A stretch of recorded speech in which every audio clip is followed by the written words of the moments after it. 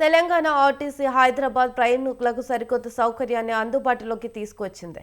కండక్టర్లు ప్రయాణికులకు చిల్లర సమస్య లేకుండా చూసేందుకు ఆన్లైన్ వ్యవస్థను అందుబాటులోకి తీసుకువచ్చింది. హైదరాబాద్ నగరంలో తిరిగే సిటీ బస్సుల్లో క్యూఆర్ కోడ్ స్కానింగ్ను అందుబాటులోకి తెచ్చింది.